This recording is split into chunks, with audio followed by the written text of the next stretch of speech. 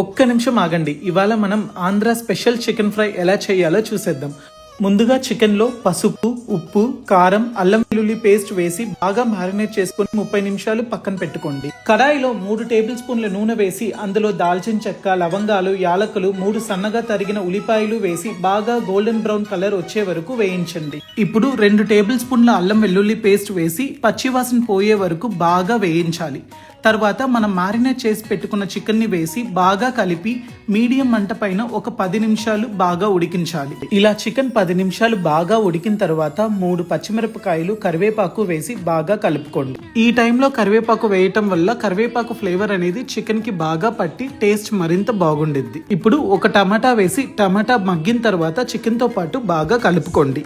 ఇప్పుడు 1 table spoon కారం, 1 table spoon ధనియాల పొడి వేసి బాగా ఫ్రై చేసుకోండి. మీకు బాగా స్పైసీగా కావాలనుకుంటే ఇంకో టేబుల్ స్పూన్ కారం కూడా యాడ్ చేసుకోవచ్చు. ఇంకా 1 స్పూన్ గరం మసాలా, 1 స్పూన్ మిరియాల పొడి, 1 టేబుల్ స్పూన్ ఎండు కొబ్బరి పొడి వేసి బాగా కలుపుకోండి. చివరగా కొత్తిమీర జల్లుకుని దించేసుకుంటే మన యమ్మీగా ఉన్న చికెన్ ఫ్రై తయారైపోతుందండి. మీరు కూడా ఈ రెసిపీని ట్రై చేసి ఎలా వచ్చిందో తప్పకుండా కమెంట్స్ లో చెప్పండి. ఇలా మరెన్నో రెసిపీస్ కోసం తప్పకుండా పేజ్ ని ఫాలో చేయండి.